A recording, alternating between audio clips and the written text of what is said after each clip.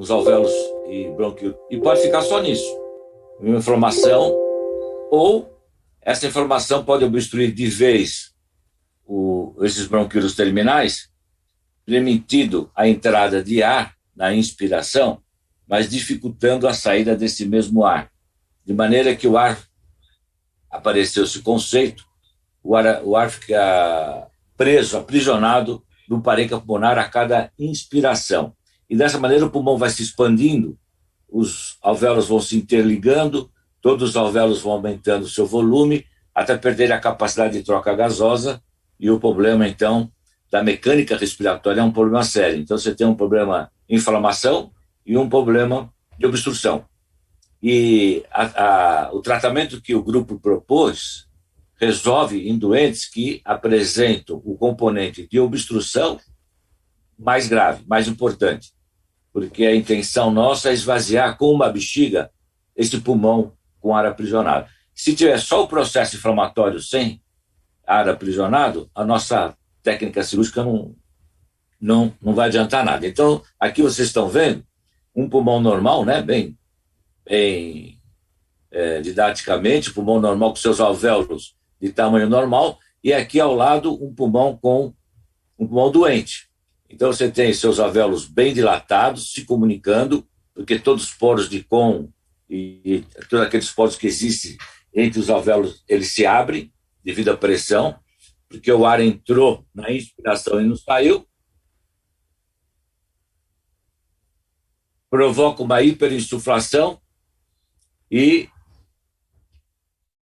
inflação por ar preso no pulmão provoca alterações respiratórias graves, como rebaixamento do diafragma, diâmetro anterolateral do tórax muito aumentado, de maneira que esse pulmão, além das lesões que vocês estão vendo, perde a capacidade mecânica de se expandir, de se contrair por conta dessa fisiopatologia. Então, a nossa conduta, o que é nesses doentes? Foi fazer o seguinte, bem simples, porque esses doentes eles estão candidatos e na fila de transplante de pulmão. E os senhores sabem que o custo de um transplante de pulmão no Brasil, 400, 500 mil dólares. E esse doente, então, ia para a fila, estava na fila, essa doente, a Luzinete, e o gasto do governo com ela seria este preço a pagar. E nós, o grupo do Tórax da casa, imaginou o seguinte, olha, se você tem um pulmão muito cheio que dificulta a mecânica respiratória, vamos esvaziá-lo. E esvaziá-lo de modo muito simples, com anestesia local. Então, fazemos anestesia local, doente acordado, não entubado, conversando com a gente, conversando com o anestesista que faz uma leve sedação. Nós fazemos a drenagem de tórax por segurança previamente, como aqui está no desenho. Então, a drenagem de tórax, porque na hora que nós abrimos uma pequena parte do tórax superior, pode ser que entre ar. E esse ar pode prejudicar mais ainda a respiração. Mas, se tiver drenado, isso aqui impede que faça o pneumotórax importante. Eu acho que não faria, porque se o doente está acordado respirando, esse ar também é expulso. Mas essa discussão não vem ao caso agora. A gente faz, a padronizado foi essa técnica aqui. Então, nós, senhores, que é uma incisão de 4 a 5 centímetros, feito com anestesia local, e quando o pulmão é exposto, o doente está falando com a gente. Quando o pulmão é exposto, nós suturamos o pulmão, como vocês estão vendo aqui, na borda da incisão, para que não entre ar de jeito nenhum do meio ambiente para dentro da cavidade pleural. Então, agora nós selamos a cavidade pleural e o pulmão faz parte da parede do tórax. Então, aqui nós temos a exposição do pulmão com anestesia local, sutura a parede do tórax e a incisão de 2 a 3 centímetros, não mais do que isso. Veja que, uma vez o pulmão fixado na parede do tórax, nós abrimos um pedacinho do pulmão e colocamos um tubo dentro desse pulmão. Por que colocamos o tubo? Porque ele vai recolher todo o ar que está preso, aprisionado nesse pulmão, e vai sair por esse tubo, por incrível que pareça. Então, a drenagem torácica está lá, que nós já fizemos, o pulmãozinho está suturado, e agora nós colocamos um tubo dentro do parênquima pulmonar, não é na cavidade pleural, é dentro da cavidade pulmonar, onde ele vai encontrar um espaço aéreo cheio de ar, e esse espaço aéreo cheio de ar vai fazer com que saia para o meio ambiente. Então, veja aqui, nós temos aqui o tubo e o ar que estava preso no pulmão, todas essas bolinhas de ar preso no pulmão, que é aprisionamento aéreo, ele escapa pelo dreno, como nós estamos mostrando nessa figurinha. Esse dreno que nós usamos a primeira vez foi o dreno de drenagem de urina, de Foley, mas hoje nós não usamos mais. Hoje tem um dreno específico que foi desenhado para isso. Esse dreno aqui é muito ruim porque ele acumula muita secreção. Mas o fato é o seguinte, que esse dreno colocado, esse ar todo sai para fora do meio ambiente e o pulmão diminui o seu volume. É impressionante. Diminui rapidamente. Em 12, 24 horas, o pulmão doente, que era enorme, acaba ficando do mesmo tamanho do pulmão contralateral. Isso não cura a doença, mas melhora a mecânica respiratória. Até vocês vão ver no raio-x que há uma elevação imediata do diafragma, fazendo com que esse músculo acabe funcionando melhor. Então, essa chamamos de pneumostomia, que é uma boca aberta no pulmão, né? Permite um ar que escape para o meio ambiente, diminui o volume residual desse pulmão doente e há uma elevação diafragmática, portanto, uma melhora da mecânica respiratória. Então, depois, isso aqui é suturado, o doente está acordado, o tubo fica lá, esse tubo é trocado, é limpo, mas nunca mais pode sair. Porque se sair é uma cicatrização do pulmão e volta outra vez ao aprisionamento aéreo. Então, esse tubo é permanente. Então, essa doente que está internada com a Covid, que é Luzinete, foi o primeiro caso que nós fizemos. Isso foi em 2005, 2006, olha, 11/9/2006. Então, lá se vão 14, 15 anos.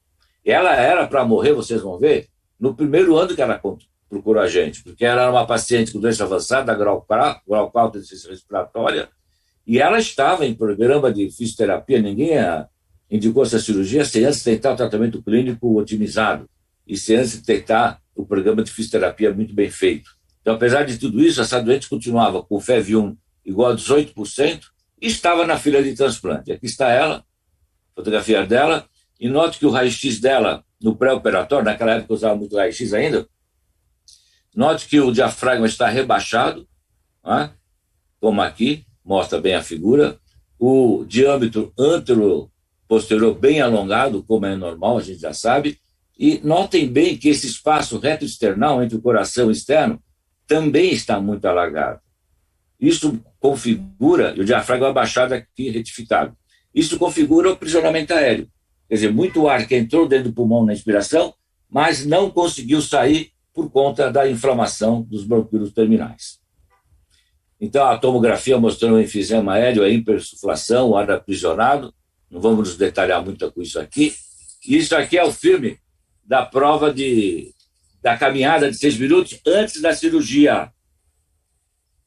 Note que é pálida, suando frio, com dispneia, com 3 litros de oxigênio. Ela conseguiu andar em só 350 metros. Mesmo assim, tinha que parar porque a falta de ar que ela apresentava era muito intensa. Isso aqui é no pré-operatório. Essa doente é a mesma doente que está internada aí, a Luzinete. Aí a cirurgia proposta, vocês vão ver, foi essa aí, é rápido também. Nós chamamos de aplicação terapia da ventilação colateral. Vejam, a doente está acordada, aqui está o tórax desta doente, a doente acordada conversando conosco. Essa operação custa $400. Então foi treinar anestesia local.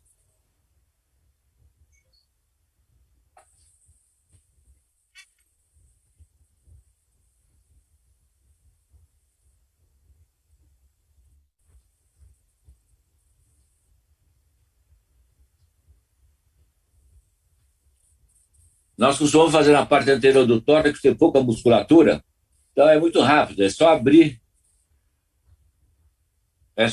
o tórax nessa região, uma incisão pequena, o doente conversando. Aqui está o tórax aberto, o pulmão aparecendo aqui, pulmão já pinçado, pulmão pinçado.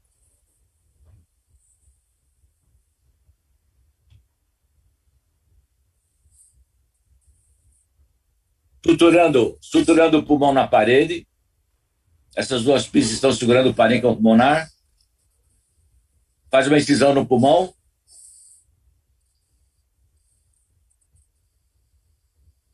essa incisãozinha aqui no pulmão, abre um buraco no pulmão, a doente está conversando. Esse dreno não presta, mas foi o primeiro que a gente tinha, não existia outro na época. E colocamos o dreno dentro do parênquima pulmonar.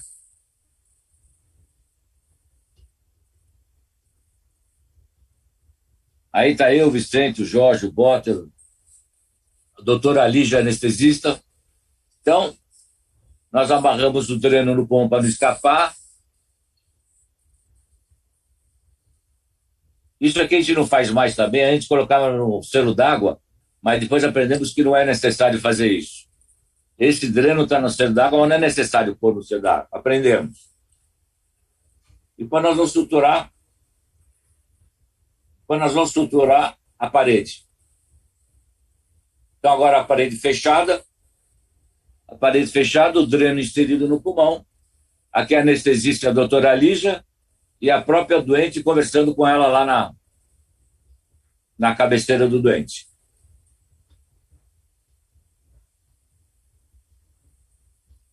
Doente acordada, conversando com a anestesista. Isso foi em 2006.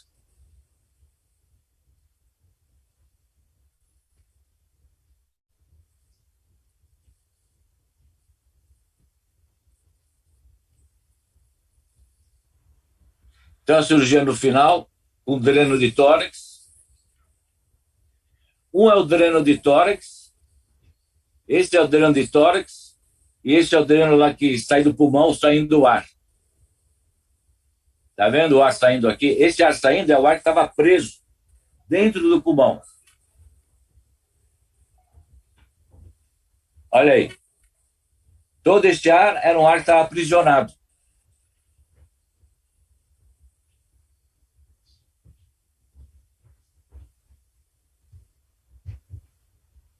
De maneira que no pós-operatório, 5 dias, note que o dreno está aqui colocado dentro do parênquima pulmonar.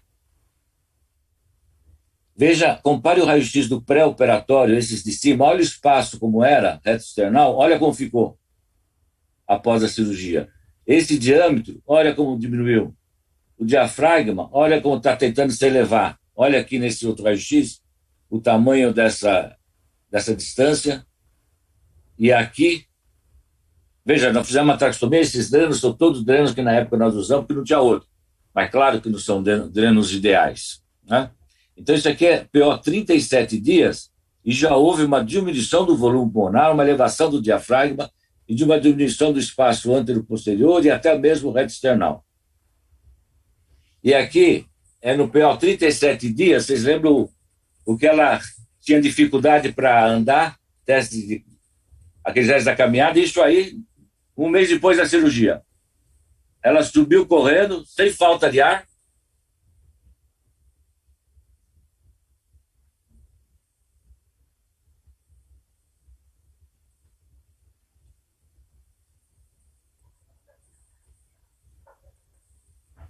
E ela, note que ela está com o dreno do tórax, dreno do pulmão. Aí o Botter novinho. Tinha cabelo preto ainda. E o Sódio tinha cabelo ainda também. Cabelo.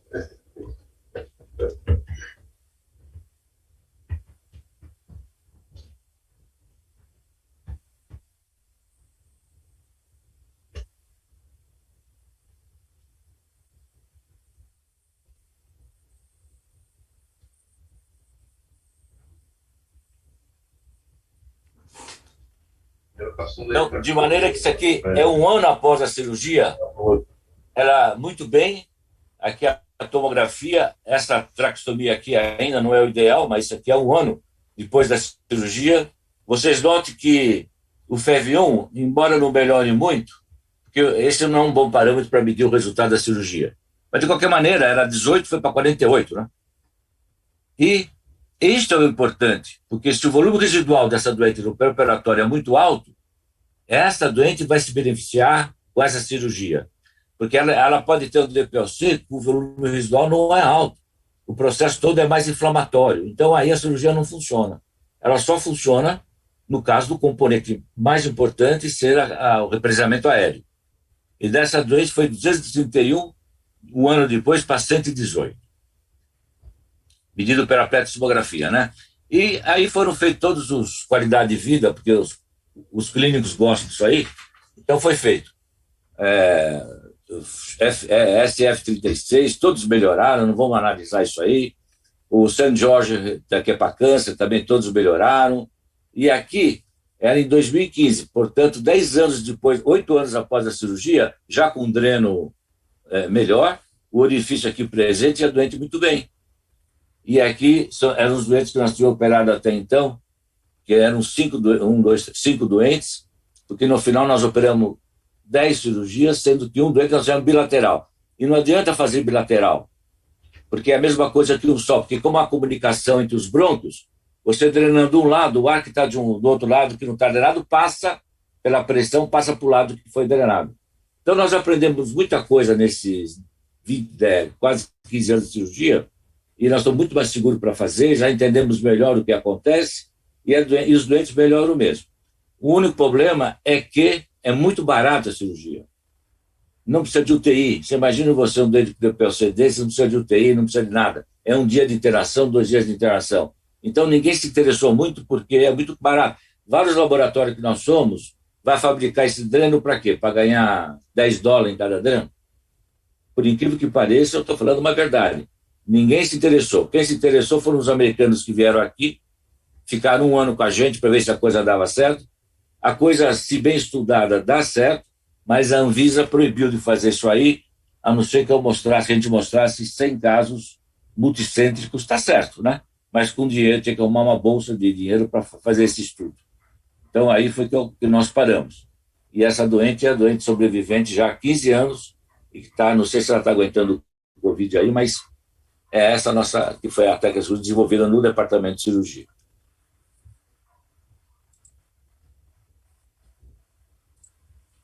Tá bom, é isso aí que essa moça tem. Outra coisa também, desses doentes que estão vivos, tem aquele rapaz, o Zé Luiz e a Zé Carlos. Zé Carlos, ele está vivo, né? Tá. Os outros, eles melhoraram a qualidade de vida, mas... Não, mas Vicente, um que nós fizemos morreu de câncer de bexiga. Porque ele fumava tanto que acabou dando câncer de bexiga, então ele estava indo bem, mas morreu de câncer de bexiga. O outro teve uma tuberculose. Verdade. O outro morreu da tuberculose. E o outro era drogado, a gente não sabia. Fugiu. Ele cheirava cocaína, lembra disso aí? Não, não é verdade. Estou só ressaltando isso porque eram doentes extremamente graves. Né? Isso. Eram doentes muito graves. Eles tiveram uma melhora de qualidade de vida, tudo, e essa doente em especial, ela está aí há 16 anos, impressionante. O outro, que era o seu Armon, morreu de Alzheimer também. Alzheimer e tuberculose, Walter. Foi Alzheimer e tuberculose. O seu Armon. E a moça, teve uma que morreu há pouco tempo, teve infecção respiratória, mas depois de 10 anos, né? E foi a Aureniva. Ela também viveu uns 10 anos, né? Depois, viveu 10 anos e teve uma crise aguda, foi na UTI e morreu, mas depois de 10 anos. Eu estou falando isso porque esses casos, a perspectiva de vida para eles, com essa prova de função pulmonar, é 1, 2 anos, não mais. É isso aí. Todos eles passaram desse período, exceto que teve câncer de bexiga. Mas todos eles alongaram a vida, o tempo de vida aí, com qualidade de vida também. De maneira que isso aí tem indícios de que a coisa pode funcionar. Ninguém está afirmando que funciona. Teria que fazer um estudo maior. Então, quem sabe os nossos sucessores aqui na Santa Casa pegam isso, que são mais jovens, e tocam para frente, né? Porque é uma coisa muito boa isso aí. Realmente é muito boa. Foi apresentado na Europa, foi apresentado no Uruguai, foi apresentado na Argentina, e só tem um que é contra, que é o maior cirurgião de tórax do Brasil, que é lá do Camargo, que fala que não é boa cirurgia. Mas tudo bem, isso é assim mesmo.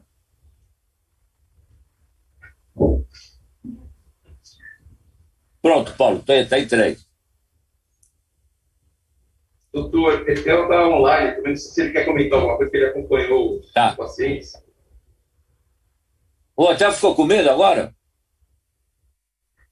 Então proibiram ele de vir para a reunião aqui. Doutor Etel, o seu microfone está fechado. Não sei se o senhor está ouvindo a gente. Quem? Do Etel? Etel. Ele não vai. O Etel não estou vendo em lugar nenhum. É o iPhone de Jorge.